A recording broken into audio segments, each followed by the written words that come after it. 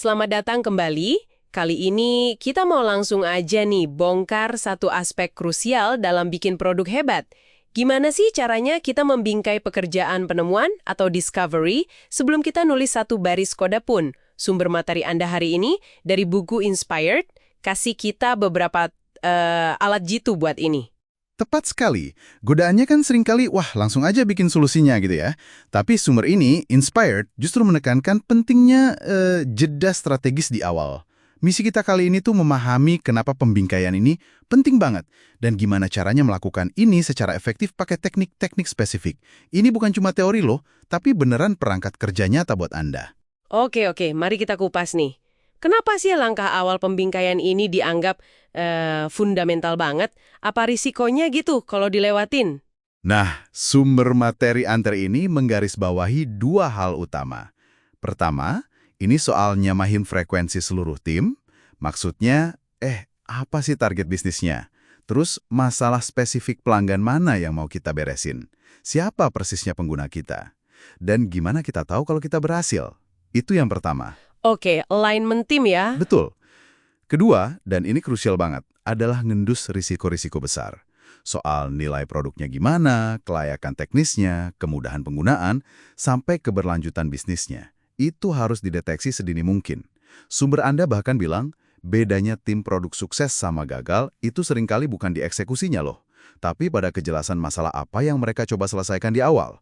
Kalau ini dilewatkan, wah bisa jadi kita buang-buang sumber daya ke arah yang salah sama sekali. Wah, iya juga ya.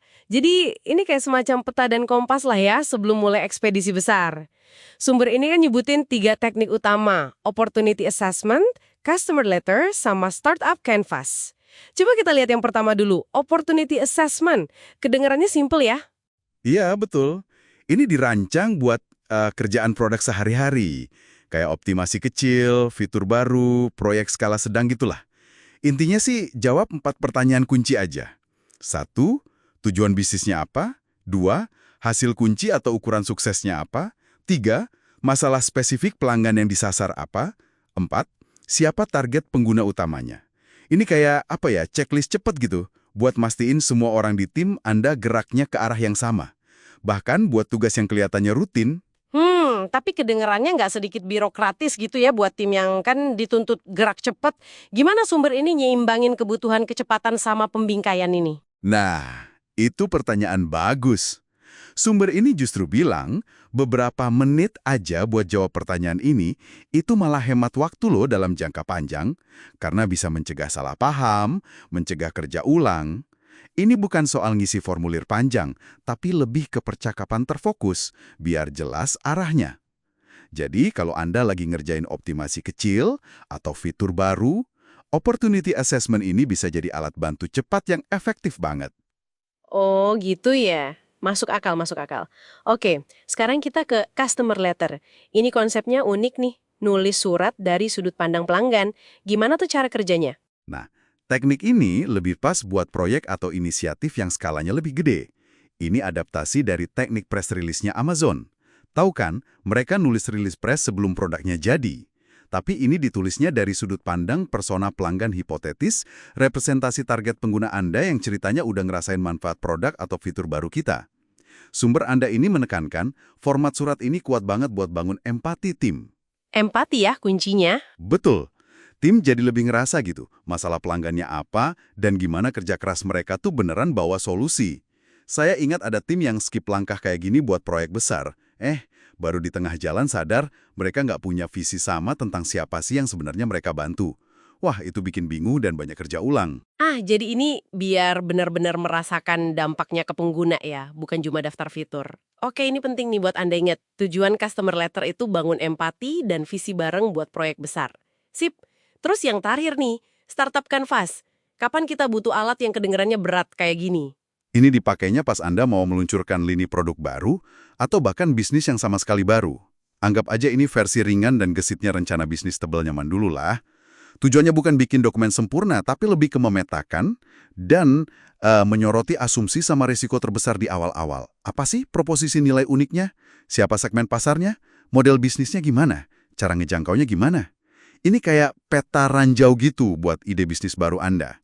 Sumber ini menekankan, Tujuannya maksa tim buat hadapin pertanyaan fundamental yang paling berisiko sebelum sumber daya besar digelontorkan. Menarik ya, jadi ketiga teknik ini kayak punya tingkatan beda-beda sesuai skala tantangannya.